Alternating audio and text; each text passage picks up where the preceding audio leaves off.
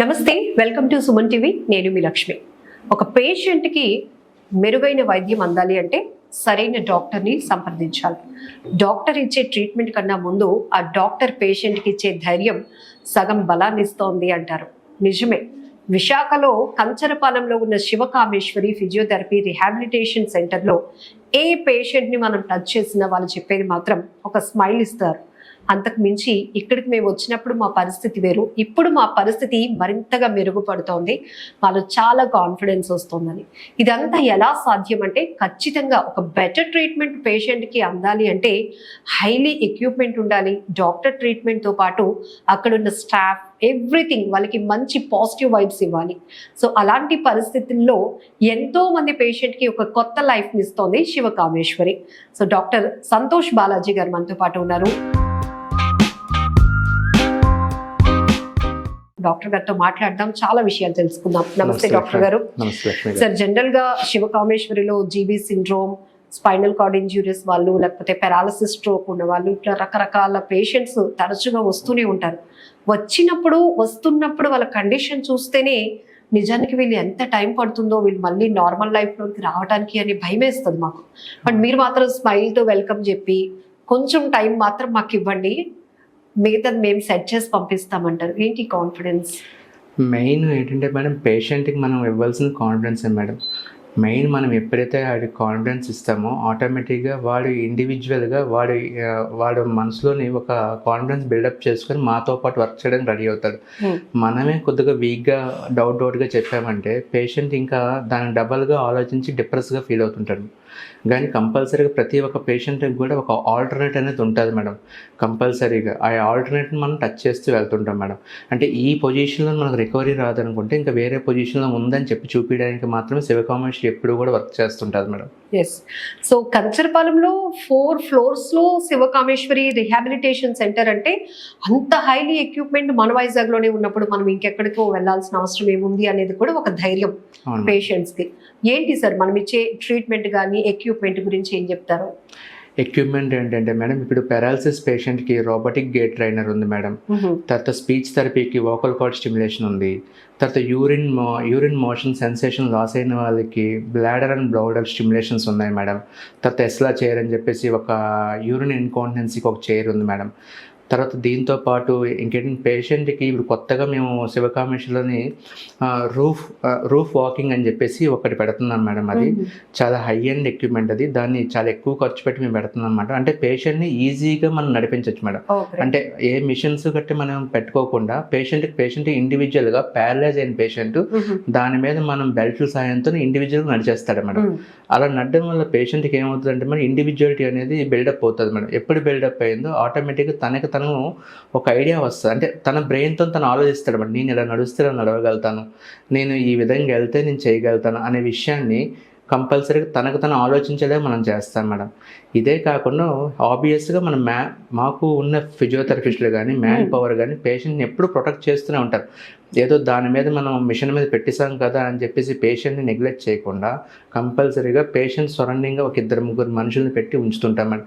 ఎందుకంటే patient imbalance అయ్యి పడిపోవడం కానీ ఏమైనా ముందు జాగ్రత్తగా పడిపోకుండా ఉండడానికి ఇవన్నీ ప్రికాషన్ తీసుకుంటుంటాం madam. Yes sir. So generally పేషెంట్తో పాటు వాళ్ళ ఫ్యామిలీ మెంబర్స్కి వచ్చే డౌట్స్ ఏంటంటే పక్కన ఉన్న వాళ్ళు, చుట్టాలు, బంధువులు చెప్తూ ఉంటారు, ఇవి అన్నీ వచ్చినప్పుడు ఇమీడియట్గా బాగు చేసుకోకపోతే చాలా టైం వేస్ట్ అయిపోతూ ఉంటుంది, సర్జరీ పడుతుంది, ఇట్లాంటి ఇస్తూ ఉంటారు సజెషన్స్ కూడా. సో దాంతో పేషెంట్ మరింత భయపడిపోతాడు. నాకు వచ్చిన సమస్య చిన్నదా పెద్దదా అని తెలుసుకునే లోపే అమ్మో సర్జరీ అంటున్నారు, నిజంగా సర్జరీ చేసిన తర్వాత నా లైఫ్ ఎలా మారిపోతుందో అని. బట్ మీరు చెప్తారు అందరికీ సర్జరీ అవసరం లేదు అని. సర్జరీ కన్నా అసలు 80% సర్జరీ లేకుండానే రిహాబిలిటేషన్ లో వాళ్ళు క్యూర్ అయిపోతారు అంటున్నారు కదా. ఎవరికి ఎప్పుడు అవసరం అవుతుంది సార్, ఏ కండిషన్స్ లో అవసరం అవుతుంది? ఇప్పుడు ఫర్ ఎగ్జాంపుల్ మనం spinal cord disc prolapse, disc bulge, laminectomy అంటుంటారు మేడం. ఇప్పుడు వన్స్ అపాన్ టైం ఏంటంటే మేడం, వీటికి రీహాబిలిటేషన్ సర్వీసెస్ మీద ఎక్కువగా వెళ్తుండేది మేడం బేసికల్గా. ఇప్పుడు మోడర్న్ టెక్నాలజీలో ఏంటంటే పేషెంట్ వెయిటింగ్ పీరియడ్ అనేది ఆగిపోయి సర్జరీకి వెళ్ళిపోతుంది అనమాట. అంటే 1, 2, 3, 4లోని ఇంకా 3, 4 అంటే సర్జరీ కంపల్సరీగా వెళ్ళిపోవాలి. దెన్ 1, 2 పేషెంట్లకే మనం కొంతవరకు నొప్పిని ఆపుకోవచ్చు. మనం స్టార్టింగ్ స్టేజ్లోనే మనం ఫిజియోథెరపీ, ఇప్పుడు మా దగ్గర డీకంప్రెషన్ అని చెప్పేసి ఉన్నాం, స్పైనల్ డీకంప్రెషన్. అంటే ఈ స్పైనల్ డీకంప్రెషన్ ఏంటంటే మేడం, ఇది ఏదైతే స్పైనల్ కార్డ్ డిస్క్ ప్రొలాప్స్ కానీ బల్జ్ కానీ వచ్చిన పేషెంట్లకి ఈ డికంప్రెషన్ మీద మనం ట్రీట్మెంట్ తీసుకుంటే కంపల్సరీగా 3rd, 4th స్టేజ్కి ఇంకా అక్కడికి వెళ్ళదు మేడం. కంపల్సరీగా అక్కడ ఆగిపోతారు అనమాట. ఆగిపోయిన తర్వాత ఎప్పుడైతే ఆ డిస్క్ అనేది స్పైన్ మీద ఉన్న డిస్క్ ప్రెజర్ తగ్గిందో తర్వాత మేము వార్మప్ కానీ ఎక్సర్సైజ్ కానీ దాని రిలేటెడ్ ఎక్సర్సైజ్ కానీ అవన్నీ చేయిస్తాం మేడం. చేయించగానే పేషెంట్కి ఒక 80 to 90% పేషెంట్ ప్రాబ్లం తగ్గిపోతుంది మేడం. సో ఈ తరహా పేషెంట్స్ కొంతమంది ఎందుకో అక్కడెక్కడో ఉండడం, ఇంటి దగ్గరే రెస్ట్ తీసుకుందాం, థెరపిస్ట్ ఏదో ఇంటికి పిలిపించుకుంటే రోజుకి డెవలప్మెంట్ కనిపిస్తుంది కదా అని అనుకుంటారు. బట్ రీహాబిలిటేషన్కి రావటం వల్ల అక్కడ ఉండే ట్రీట్మెంట్ తీసుకోవడం వల్ల ఈ రిజల్ట్స్లో డిఫరెన్సియేషన్ ఏంటి? Exactly madam. ఇప్పుడు ఇంటి దగ్గరే మనం ట్రీట్మెంట్ చేయాలంటే మేడం, ఇంటి దగ్గర ఈ డికంప్రెషన్ గట్టగట్ట మనం చేయలేము మేడం. బేసికల్ పెయిన్ మేనేజ్మెంట్ అవుతుంది మేడం. ఏదో అక్కడికి వెళ్ళి తీసుకెళ్తాం, టెన్స్ కానీ లేకపోతే అల్ట్రాసౌండ్ కానీ పెడతాం మేడం. ఈ టెన్స్ అనేది అల్ట్రాసౌండ్ అనేది pain management machines madam. But కొందరు పేషెంట్లకు మాత్రం ఈ ఒక్కటితోనే ఆగిపోదు మేడం. కంపల్సరీగా పేషెంట్ కండిషన్ బట్టి, పేషెంట్ అక్కడ వరస్ట్ అయ్యే పొజిషన్ బట్టి, పెయిన్ వరస్ట్ అయ్యే పొజిషన్ బట్టి మనం ఏం చేస్తామంటే మేడం, ఆ పేషెంట్కి మనం చేయవలసిన ట్రీట్మెంట్ అంతా ప్రోటోకాల్ అంటే రీహాబిలిటేషన్కి వస్తేనే కొన్ని అవుతాయి మేడం. కొన్ని చిన్న కండిషన్స్ అనుకోండి మేడం, కంపల్సరీగా అవి ఇంటి దగ్గర మనం క్లియర్ చేసేవచ్చు మేడం. అంటే కామన్గా ప్రతి ఒక్క లో బ్యాక్ పెయిన్ కూడాను క్రిటికల్ అని చెప్పేసి మనం అనుకోకూడదు మేడం. చాలామంది సాక్రో ఇలియోటిక్ జాయింట్ డిస్ఫంక్షన్ అంటారు. ఇప్పుడు ఫర్ ఎగ్జాంపుల్ చాలామంది అంటారు, సార్ నడుము తెల్లవారు లెగ్గాని పట్టేస్తుంది, నడుము తిరగలేకపోతుంది, నేను కొద్దిగా బెండ్ అయినా కూడా నడుము నొప్పి వచ్చేస్తుంది, బండి మీద డ్రైవ్ చేస్తున్న నొప్పి వస్తుంది, మార్నింగ్ లెగ్గాని ఒక 10 నిమిషాలు 15 గంట సేపు బాగా పెయిన్ ఉంటుంది, తర్వాత ఒక 10 నిమిషాల తర్వాత ఇలా సర్దుకోగానే పెయిన్ తగ్గిపోతుంది అని చెప్పేసి చెప్తుంటారు మేడం. వాళ్ళలోని ఏంటంటే ఒక రకమైన గాబరా ఉంటుంది మేడం. ఏ గాబరా ఉంటుంది అంటే, నాకు ఏదో స్పైనల్ కార్డ్ ప్రాబ్లం అయిపోయింది, కంపల్సరీ డిస్క్ ఏదో నొక్కేసింది, నాకు రూట్ కంప్రెషన్ అయిపోయింది అని చెప్పేసి ఓవరాల్గా ఇప్పుడున్న సమాజానికి ఎక్కువగా మన వీడియోస్ కానీ వీటిని కానీ చూసి వాళ్ళు ప్రిపేర్ అయిపోతున్నారు. ప్రిపేర్ అయిపోయి వాళ్ళు ఊహించేసుకుంటున్నారు అన్నమాట, ఇది నాకు ఏదో ప్రాబ్లం అని చెప్పేసి. ఇప్పుడు ఇది కామన్గా ఎవరిలో చూస్తామని డెస్క్ జాబ్ అంటే ఇప్పుడు సాఫ్ట్ ఐటీ ఎంప్లాయీస్ కానీ లేకపోతే ఇంకెవరైనా ఈ జాబ్ ఉన్న ప్రొలాంగ్ సిట్టింగ్ ఉన్న వాళ్ళకి, లేకపోతే ఫర్ ఎగ్జాంపుల్ ప్రొలాంగ్ స్టాండింగ్ ఉన్న వాళ్ళకి ఈ పెయిన్స్ వస్తుంటాయి మేడం కామన్గా. ఇవి అండ్ ప్రతి ఒక్కటి కూడా మెకానికల్ పెయిన్ అయితే కాదు మేడం, పోస్చరల్ పెయిన్ కూడా అనుకోవచ్చు మేడం. మెకానికల్ పెయిన్ అంటే ఏంటంటే మేడం, ఏదైనా ప్రాబ్లం ఉంటేనే మెకానికల్ పెయిన్.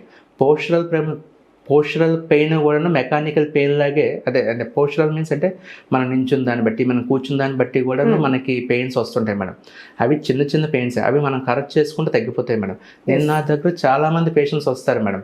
రాగానే ఏం చేస్తారంటే టెక్నికల్గా ఏంటి పెయిన్ అడుగుతాను, సార్ నడుము లాగేస్తుంది, నడుము ఎక్కడ లాగుతుంది అని చెప్పి అడిగితే సరే కొన్ని ఏరియాస్ చూపిస్తారు అనమాట.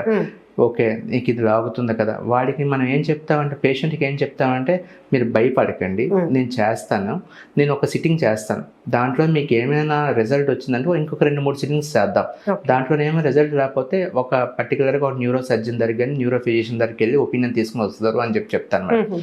ఫస్ట్ సిట్టింగ్ రాగానే అది కూర్చుంటారు మేడం. కూర్చొని నేను ఏం చేస్తాను అంటే చిన్న టెక్నికల్గా, అంటే ఎప్పుడు కామన్గా అందరు యూజ్ చేసేలాగా చిన్న టెక్నిక్స్ ద్వారా ఆ పెయిన్ తగ్గిపోతుంది మేడం.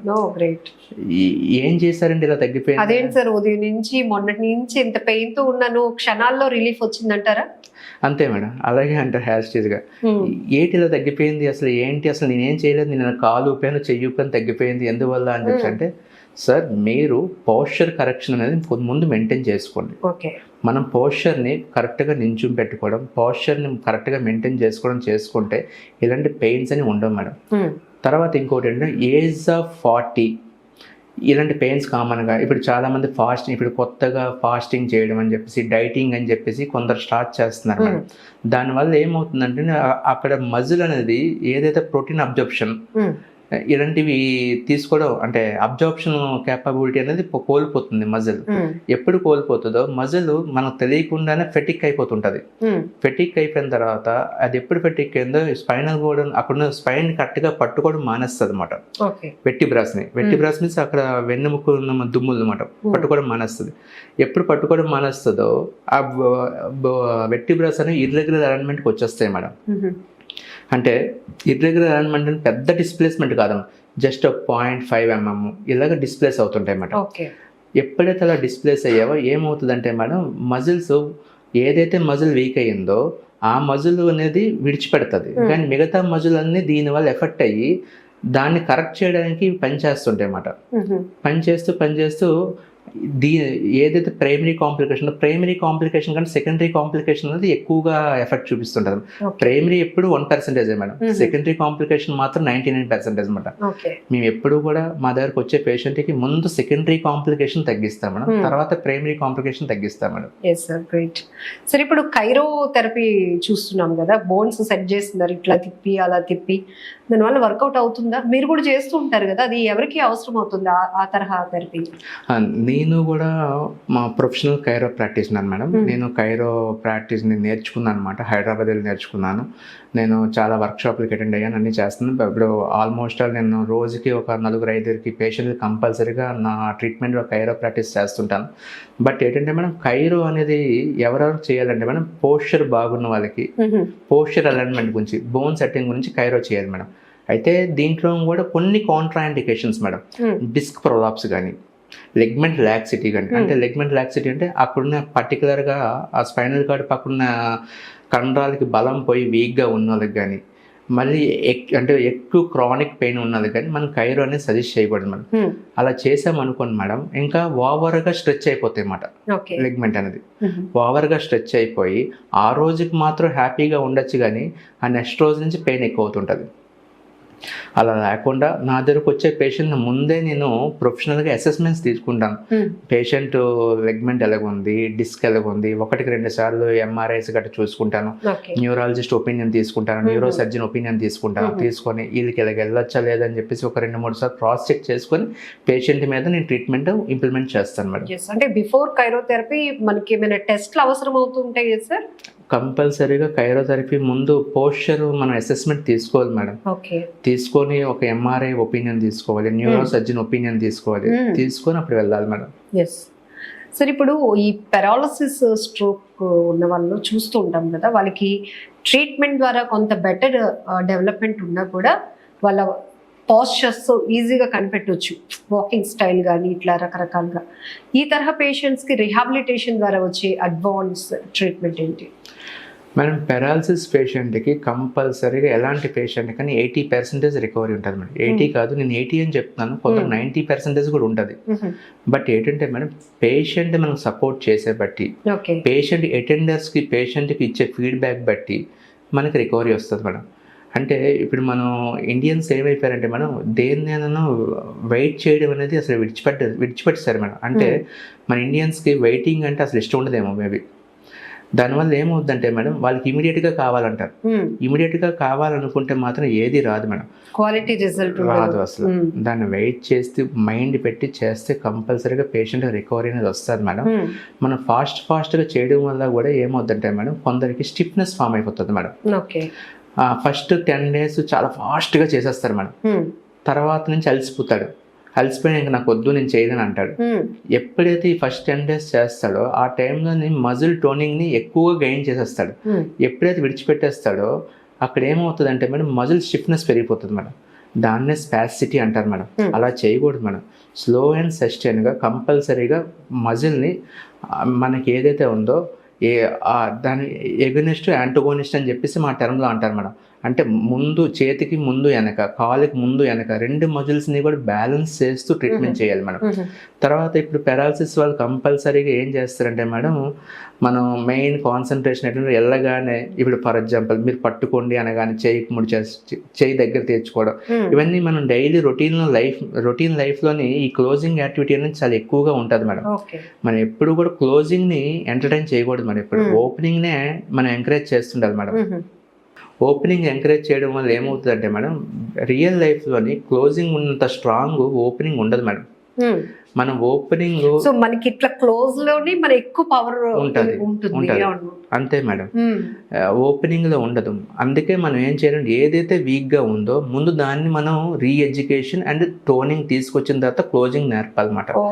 చాలా మంది తెలియక ఏం చేస్తారంటే మన బాల్ ని స్క్వీజ్ చేయండి, తర్వాత చెయ్యిని దగ్గర లాక్కోండి, చెయ్యి ఎత్తండి. బట్ వాట్ అబౌట్ అంటే పేషెంట్ కి కూడా రెగ్యులర్ గా మనం చేసే యాక్టివిటీస్ చేయగలుగుతున్నామంటేనే ఒక రకమైన కాన్ఫిడెన్స్ వస్తుంది. అంతే మేడం. గ్లాస్ ని పట్టుకోండి, రైస్ మీరు తినండి స్పూన్ తోని అని చెప్తుంటారు. ఫంక్షనల్ యాక్టివిటీ ముందు నేర్పేద్దాం అని చెప్పి అనుకుంటారు. ఈ ఫంక్షనల్ యాక్టివిటీ అనేది ముందు నేర్పిస్తే పేషెంట్ కి డిఫార్మిటీ ఫామ్ అవుతుంది మేడం. ఎందుకంటే మేడం బ్రెయిన్ నుంచి ఇన్వాలంటరీ సిగ్నల్స్ వస్తాయి మేడం. అంటే మీరు ఫర్ ఎగ్జాంపుల్ మీరు దేనికైతే అడాప్ట్ అయ్యారో ఆ అడాప్ట్ అయ్యింది మీరు విడిచిపెట్టుకోవడానికి ఇష్టపడరు. కష్టమైన సుఖమైన అడాప్ట్ అయిన దానికే ముందు వెళ్దాం అనుకుంటారు. ఎప్పుడైతే మీరు దానికి అడాప్ట్ అయిపోయి ఉండిపోయారో ఆటోమేటిక్గా మీకు ఏదైనా పని చెప్పాను అనుకోండి, మీ బ్రెయిన్ ఏం చేస్తుందంటే ముందు మీ బ్రెయిన్లోని అది గుర్తుకు వస్తుంది మేడం. గుర్తుకు రాగానే ఏ ఫంక్షన్ గుర్తుకుందో ఆ ఫంక్షన్నే ముందు ఇనిషియేట్ చేస్తుంది బ్రెయిన్. ఇనిషియేట్ చేసి ఆ ఫంక్షన్ని మేము ఎంకరేజ్ చేస్తుంది. మనం అనుకున్న ఫంక్షన్ ఒకటి, చేసే ఫంక్షన్ వేరే అయిపోతుంది మేడం. పేషెంట్కి అది బాగానే ఉంటుంది, కానీ ఫ్యూచర్లో మాత్రం ఇప్పుడు అది ఏజ్ ఆఫ్ 60, 70 ఇంటి దగ్గర ఉన్న వాళ్ళకి అది బాగుంటుంది. అదే ఏజ్ ఆఫ్ 30, 40 ఉన్న వాళ్ళకి అది ఏమవుతుంది, మూమెంట్ వచ్చేస్తుంది మేడం. మూమెంట్ ఎప్పుడు స్టార్ట్ అయినా ప్రతి ఒక్కరికి కూడా అది రికవరీ పీరియడ్ అనమాట. అది స్టార్ట్ అయినప్పుడు ఇర్రెగ్యులర్ మూమెంట్, ఇన్వాలంటరీ మూమెంట్. అంటే మనం చెయ్యి ఎత్తమని చెప్పాం, చెయ్యి తిన్నాక ఎత్తమని చెప్పాను, సైడ్ నుంచి ఎత్తాడు. దానివల్ల ఏమవుతుంది, అడిగి ఆ మైండ్లో డిఫార్మిటీ ఉండిపోతుంది. కొన్ని రోజులకి ఏం చేస్తాడు, కరెక్ట్ చేసుకో అని చెప్పినా కూడాను అది కరెక్ట్ చేసుకోడు మేడం ఇంకా. ఎందుకంటే దానికి అలవాటు పడిపోయాడు. దానికి మీకు నేను ఒక ఎగ్జాంపుల్ మేడం. ఇప్పుడు ఫర్ ఎగ్జాంపుల్ మీరు మామూలుగా ఫ్యాషన్ షోస్గా చూసాను, ర్యాంప్ వాక్ చేస్తుంటారు.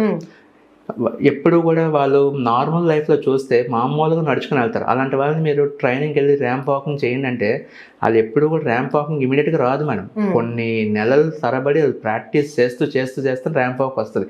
అప్పుడు కూడాను ఆ 1 hour, ½ an hour వాళ్ళ మైండ్ కాన్సన్ట్రేషన్ అంతా వాకింగ్ మీద పెట్టి నడుస్తారు కాబట్టి వాళ్ళకి వస్తుంది. ఆ టైంలో కూడా వాళ్ళు ఏమైనా కాన్సన్ట్రేషన్ డివేట్ అయ్యారనుకో నార్మల్ వాకింగ్ వచ్చేస్తుంది.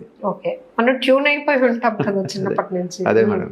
ఇలాగే ఫిజియోథెరపీలో కూడా ఏం చేస్తామంటే లైక్ రీఎడ్యుకేషన్ పార్ట్ అనేది చాలా ఇంపార్టెంట్ మేడం. రీఎడ్యుకేషన్ పార్ట్లో మాత్రం అసలు పేషెంట్ ముందు కాన్సన్ట్రేషన్, తర్వాత అసలు డివేట్ అవ్వకుండా పేషెంట్ ఒక్క దగ్గర ఉండాలి, స్టేబుల్గా ఉండాలి.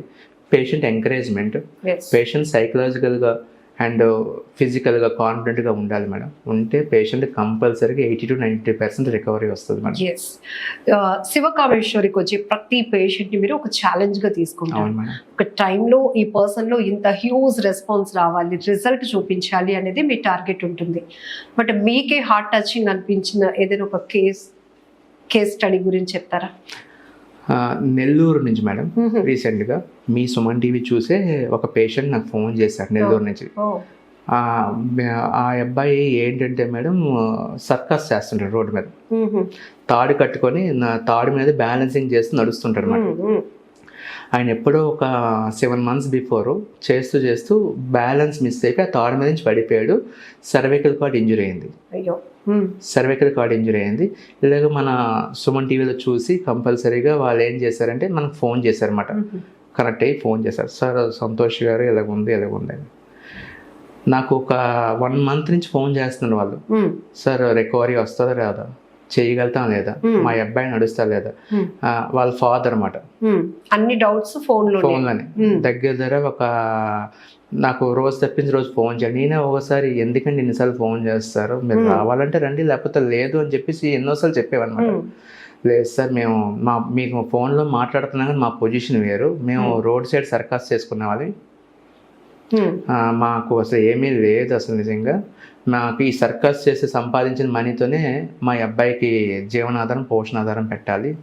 కానీ వీడికి నా పెద్ద కొడుకు నా చిన్న కొడుకు వీళ్ళిద్దరూ సర్కస్ చేస్తుంటే వీళ్ళు సంపాదించిన మనీతోనే మా ఫ్యామిలీ మొత్తం ఇచ్చేసానని చెప్పేసి ఒకసారి వీడియో కాల్ చేసి చూపెట్టారు మేడం. వీడియో కాల్లో ఏంటంటే వాళ్ళు ఉండే ప్రిన్సెస్ని అంటే చిన్న గుడారాలు వేసుకొని వీడియో కాల్ చేసి చూపిస్తే సరే రండి మీరు నేను హెల్ప్ చేస్తానంటే వాళ్ళు వచ్చారు మేడం. ఒక 20 days అయ్యింది. 20 days అయింది. నేను ట్రీట్మెంట్ స్టార్ట్ చేశాను. పేషెంట్కి క్వాడ్రిపెరిసిస్, రీజే కాదు, క్వాడ్రిపెరిసిస్ అంటే కాలు చేతులు రెండు వీక్గా ఉన్నాయి మేడం. చిన్న చిన్న మూమెంట్స్ కదులుతున్నాయి అన్నమాట. కదులుతున్నాయి. యూరిన్ మోషన్ సెన్సేషన్ కూడా తెలియనట్టుగా ఉన్నాయి మేడం. ఈ 20 daysలోని పేషెంట్కి నేను చెప్పాను, నేను చేస్తానండి కంపల్సరీ. ఈ పేషెంట్కి అయితే ఒక 80% రికవరీ తీసుకొస్తానంటే వాళ్ళ ఫాదర్ ఏం చెప్పారంటే, సార్ మా అబ్బాయికి చేతులు వచ్చి ఆ సర్కస్ దగ్గర కూర్చొని ఏది మనకి ఏదో మోగిస్తారు కదా, ఏది డప్పు ఏది అంటారు, దాన్ని మోగించుకుంటే చాలు సార్, మిగతాదంతా మేము చూసేసుకుంటాం, మేము చేసేసుకుంటాం అని చెప్పి. అంటే ఎందుకంటే మీరు అంత ఆలోచిస్తారు, మీ అంటే ఆ సన్నని తాడిపోయిన తను చేసే ఆ ప్రయోగం ఇక చేయలేడు అనేది వాళ్ళ ఆలోచన. ఇంకెక్కడికి వెళ్ళా కూడా అవ్వదని చెప్పేశారట మేడం ఆయనకి. నెల్లూరులో నా గవర్నమెంట్ హాస్పిటల్ సర్జరీ చేశారు. వెళ్ళిన తర్వాత మీకు మీరు ట్రై చేసుకుని అని చెప్పారట మేడం.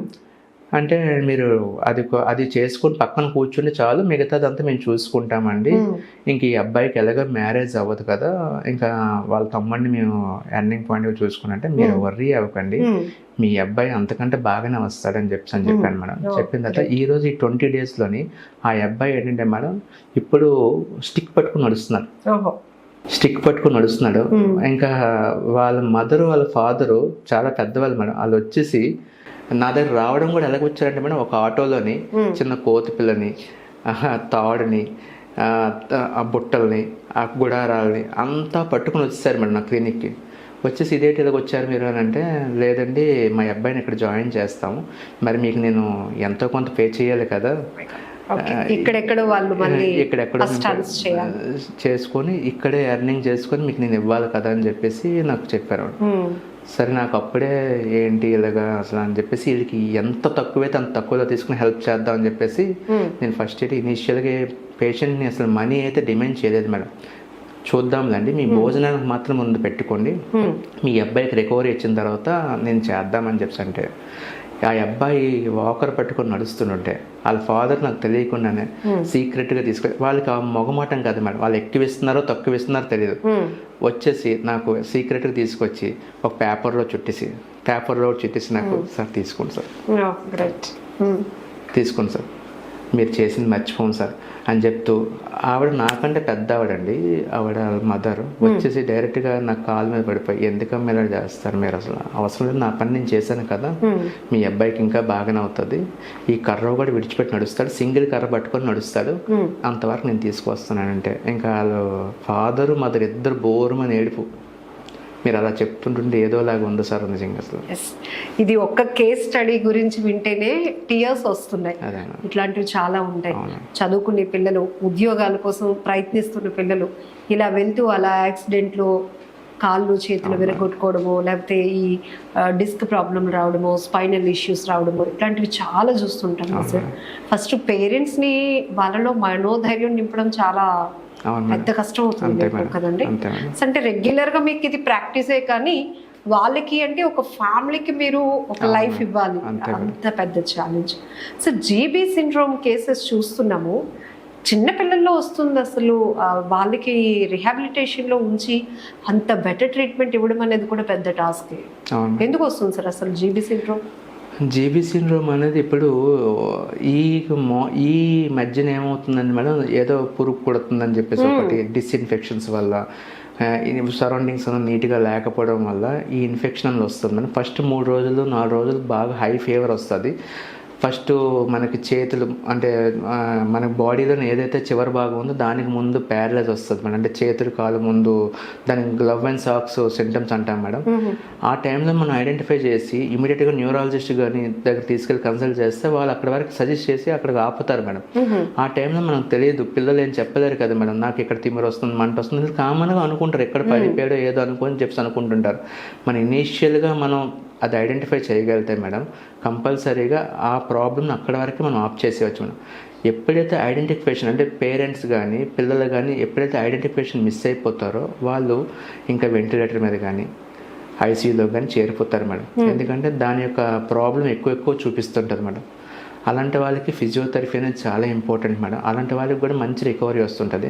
మెయిన్ జీబీ సిండ్రోమ్ వచ్చిన పేషెంట్కి మేడం మూమెంట్ అనేది కంపల్సరీ వస్తుంది, కానీ లంగ్ కెపాసిటీ ఊపిరితిత్తుల మీద ఎక్కువ ప్రభావం చూపిస్తుంది మేడం. ఆ ఊపిరితిత్తులు మనం ఎప్పుడు స్ట్రాంగ్ చేసుకుంటుంటే కంపల్సరీ పేషెంట్కి మంచి రికవరీ వస్తుంది madam.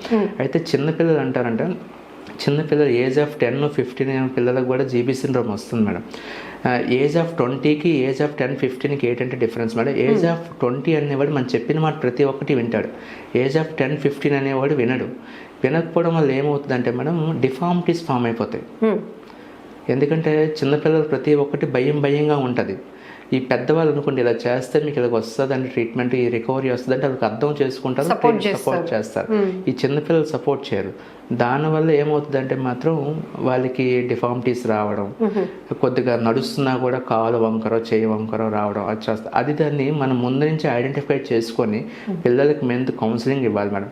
Mother counselling, father counselling, physiotherapist counselling, doctor counselling. తర్వాత వాళ్ళని మనం అది ఒక స్పోర్టివ్గా మనం ట్రీట్మెంట్ చేయాలి తప్పించి మనం ఏదో లెసన్ చెప్తుండగా సీరియస్గా చేసామంటే మాత్రం ఇంకా అసలు మన మాట వినరు మేడం ఆ పిల్లలు. దానివల్ల ఎవరు ఇబ్బంది పడతారంటే పేషెంట్ ఇబ్బంది పడతారు. ఫ్యూచర్లోనే ఆ పిల్లలు అనేవాడు కంపల్సరీ ఏజ్ ఆఫ్ 25కి వెళ్ళి వచ్చినప్పుడు నాకు ఇంకెవరినో ఆడికి ఏదో డిఫార్మిటీ ఉంటుంది మేడం. ఆ డిఫార్మిటీని పట్టుకొని నాకు ఈ డిఫార్మిటీ కరెక్షన్ అవుతా లేదా అని అడిగితే నేను ఆ టైంలో ఫిజియోథెరపీ ఇలా చేసుకున్నాను అని కంపల్సరీగా చెప్తారు. చెప్పిన తర్వాత సరే ఆ టైంలో మీరు ఫిజియోథెరపీ కరెక్ట్గా అవ్వకపోవడం వల్ల మీకు డిఫార్మిటీ వచ్చిందని చెప్పగానే కంపల్సరీ వాడికి మైండ్లోనే ఒకటి ఉండిపోతుంది మరి నాకు ట్రీట్మెంట్ కరెక్ట్గా అవ్వాలని చెప్పేసి. కంపల్సరీగా ఏజ్ ఆఫ్ 20-30 వారికి కూడా మనం ఎప్పుడూ కూడా ఏముంటుంది మైండ్ అనేది డ్రిల్ చేస్తుంటుంది మేడం. ఏదైనా బాడీలో ప్రాబ్లం ఉంటే ఆ బాడీలో ప్రాబ్లమ్ని మనం రెక్టిఫికేషన్ చేసుకోవడానికి కంపల్సరీ డ్రిక్ చేస్తుంటుంది మన మైండ్ అనేది. 10 మంది దగ్గర తిరుగుతుంటాడు, కానీ 10 మంది డాక్టర్స్ కూడా అదే చెప్తారు, నేను ఫిజియోథెరపీకి వెళ్ళాను వెళ్తాను. కానీ అలాగ వెళ్ళకుండా మనం ఆ ఏజ్ ఆఫ్ 10-15లోనే ప్రాపర్ కౌన్సిలింగ్, ప్రాపర్ గైడెన్స్ పేషెంట్తో మనం ఏదైతే పిల్లలతో ఉన్నామో పిల్లల్ని బెదిరించకుండా ఏడిపించకుండా ప్రాపర్గా ఆడిపిస్తూ పాడిస్తూ ట్రీట్మెంట్ కొద్దిగా లేట్ అవ్వచ్చు, కానీ మనం ప్రాపర్గా చేస్తుంటే కంపల్సరీగా వాళ్ళకి 100% రికవరీ వస్తుంది మేడం. చాలామంది ఒక్క ఫోన్ కాల్లోనే ట్రీట్మెంట్ మొత్తం తెలుసుకోవాలనుకుంటారు. అంటే ఎప్పటికీ నయం అవుతుందా లేదా, ట్రీట్మెంట్ ఎలా ఉంటుంది, సర్జరీకి పడుతుందా లేదా, ఇట్లాంటివన్నీ అంటే మీరు చెప్తారు. ఒక్కసారి వైజాగ్ కంచరపాలెంలో ఉన్న మా రిహాబిలిటేషన్కి రండి, వచ్చి కౌన్సిలింగ్ తీసుకోండి. ఇక్కడ ఆల్రెడీ ట్రీట్మెంట్లో ఉన్న వాళ్ళని చూసిన తర్వాత మీకు ఒక కాన్ఫిడెన్స్ బిల్డ్ అవుతుంది అని చెప్పేసి. సో ఫైనల్లీ ఏం చెప్తారు సార్? నిజమే మేడం. చాలామంది ఎందుకు వాళ్ళు ఫోన్ కాల్ అడుగుతుంటారు, బిఫోర్గా కొన్ని ట్రీట్మెంట్లు చేసుకుంటారు మేడం. చేసుకున్నప్పుడు వాళ్ళకి ప్రాపర్ రిజల్ట్ రాకపోవడం అవ్వచ్చు, లేకపోతే మనీ అనేది బాగా వేస్ట్ అయిపోవచ్చు. తర్వాత వాళ్ళ దగ్గర ఇన్సఫిషియెంట్ ఫండ్ ఉండొచ్చు. తర్వాత ఇక్కడికి వచ్చిన తర్వాత కూడా నేను రికవరీ అవుతానా లేదా అని చెప్పేసి వాళ్ళకి ఒక క్వశ్చన్ మార్క్ ఉండొచ్చు. ఇంతకు ముందులాగా నా లైఫ్ ఇలాగే అయిపోవచ్చు అని చెప్పేసి వాళ్ళకి కొన్ని చాలా అపోహలు ఉంటాయి మేడం. ఈ అపోహలు అన్నిటిని కూడా మనం దేన్ని కూడా వాళ్ళని ఇచ్చాను, కానీ నేను వాళ్ళకి తీరిగ్గా కూర్చొని కంపల్సరీగా 1 hour వాళ్ళకు కొన్ని క్వశ్చన్స్ అన్నిటికీ ఆన్సర్ చేస్తాను మేడం. చెప్తూ మీరు ముందు నా దగ్గర రండి, వచ్చేసిన తర్వాత ట్రీట్మెంట్ గట్రా ఏం చేసుకోకండి.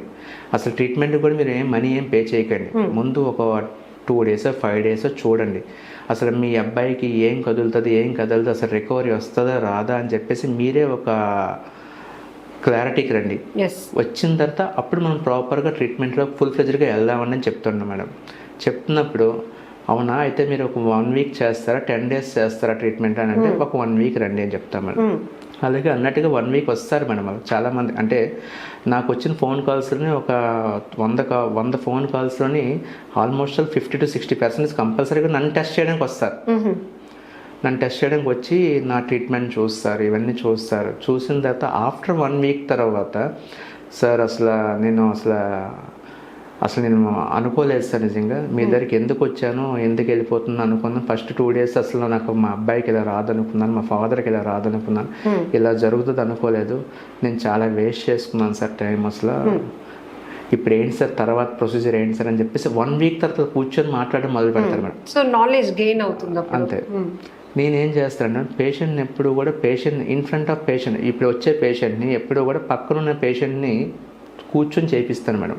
అంటే ఫర్ ఎగ్జాంపుల్ ఈ patient cervical cord injury, same cervical cord injury patient బిఫోర్గా ఎంతో కొంత రికవరీ వచ్చిన పేషెంట్ని ట్రీట్మెంట్ చేపిస్తుంటాను అనమాట. చేయించడం వల్ల ఏమవుతుందంటే వీడి ప్రాబ్లం వాడి ప్రాబ్లం ఒక్కటే కంపేర్ చేసుకొని నేనెందుకు చేయలేను అనే ఫీలింగ్ని ఈ పేషెంట్లో తీసుకొస్తాను మేడం. Excellent concept. ఎస్. ఎప్పుడైతే తీసుకొస్తానో ఆటోమేటిక్గా పేషెంట్కి ఒక సెల్ఫ్ ఇది ఉంటుంది మేడం. తర్వాత పేషెంట్స్ని అందరినీ ఒక దగ్గర కూర్చొని పెడతాను మేడం. కూర్చొని పెట్టి నేను అక్కడ ఉండను, మామూలుగా కూర్చొని పెట్టేస్తాను మేడం. ఈ ఒక 2-3 పేషెంట్లు కూర్చొని పెట్టి గ్రూప్ డిస్కషన్ పెడతాను మేడం. నీకేమైంది అని చెప్పి నేను కంపల్సరీ కెమెరా నుంచి చూస్తుంటాను ఏం మాట్లాడుతున్నారు ఏంటని చెప్పేసి కంపల్సరీ చూసి వాళ్ళు క్వశ్చనింగ్ చేసుకుంటాను మేడం. నేను ఏ పొజిషన్ నుంచి వచ్చాను, ఏ పొజిషన్కి వచ్చాను, ఎన్ని రోజులు అయ్యింది, ఎలాగైంది, ఏం చేస్తున్నాను, నేనేం చేస్తే బాగుంటుంది అని చెప్పి ఈ విధమైన హెల్తీ డిస్కషన్నే నేను ఎంకరేజ్ చేస్తాను తప్పించి ఇప్పుడు అనవసరంగా మిగతా ఫాస్ట్ అంటే మొదట్లో జరిగిన తప్పులన్నీ కూడా డిస్కస్ చేయడానికి ఒప్పుకోను మేడం ముందు. దానివల్ల ఇంకా డిస్కరేజ్మెంట్ తప్పించి ఎంకరేజ్మెంట్ ఏమి ఉండదు మేడం. ఇది ఒకటి చేయిస్తాను మేడం. అది కాకుండా ఎవ్రీ సాటర్డే మా ఫిజియోస్ నా దగ్గర ఒక 18 మెంబర్స్ ఉన్నారు, ఫిజియోథెరపీ డాక్టర్స్. దాంతోపాటు ఒక సపోర్టింగ్ స్టాఫ్ ఒక 25 మెంబర్స్ ఉన్నారు మేడం. ఓవరాల్గా మా దగ్గర ఒక 45 మెంబర్స్ స్టాఫ్ ఉంటారు మేడం. ఎవ్రీ సాటర్డే ఈవినింగ్ 6 అయ్యేసరికి ట్రీట్మెంట్ ఆపేస్తాం మేడం. అటుపక్క పేషెంట్స్ని, అటెండర్స్ని, ఇటుపక్క ఫిజియోథెరపిస్ట్ని కూర్చుని పెట్టి ఈ సండే నుంచి సాటర్డే వరకు మీరు ఈ పేషెంట్కి ఏ రికవరీ తీసుకొచ్చారో చూపించండి. ఓకే. మీరు ఏ మూమెంట్ వల్ల మీరు సాటిస్ఫై అయ్యారు, ఏ మూమెంట్ వల్ల మీరు సాటిస్ఫై కాలేదు అని చెప్తూ పేషెంట్కి అడుగుతాను, పేషెంట్తో పాటు థెరపిస్ట్ని కూడా అడుగుతాను మేడం. ఓకే. అడగడం వల్ల పేషెంట్కి లాస్ట్ వీక్కి ఈ వీక్కి సమ్ రికవరీ అనేది కంపల్సరీగా వస్తుంది, అది చూపిస్తాను మేడం. అది చూపించడం వల్ల ఏమవుతుందంటే పేషెంట్ రెండరికి కాన్ఫిడెన్స్ ఉంటుంది, మా అబ్బాయి ఈ రోజు కాకపోయినా రేపే నడుస్తాడు, సాటిస్ఫాక్షన్ ఉంటుంది. థెరపిస్ట్ కూడా నెక్స్ట్ వీక్ మనం ఏం చేయాలని ఒక గోల్ వస్తుంది మేడం. తర్వాత వాళ్ళ టార్గెటెడ్ ట్రీట్మెంట్ మేడం. నేను ఎప్పుడు కూడా థెరపిస్ట్కి ఎప్పుడు ఏం చెప్తుంటాను మేడం, పేషెంట్ మీద మాత్రం ఎప్పుడుగా ప్రేమతోని అభిమానంతో మాట్లాడి మీరు మార్చుకోండి. డిమాండ్ చేయకండి, అంటే కేకలేయడం కానీ కమెంట్ చేయడం కానీ యాటిట్యూడ్గా మాట్లాడడం కానీ చేయకండి అని ప్రతి ఒక్క విషయాన్ని కూడా గైడ్ చేస్తూ చెప్తుంటారు మేడం ఫిజియోథెరపిస్ట్కి. ఎందుకంటే ఫస్ట్ మనల్ని నమ్ముతేనే కదా వాడు చేస్తాడు, మనల్ని నమ్మకపోతే వాడు ఎలా ట్రీట్మెంట్ కోఆపరేట్ చేస్తాడు. Very valid information. Thank you very much doctor గారు. నమస్తే.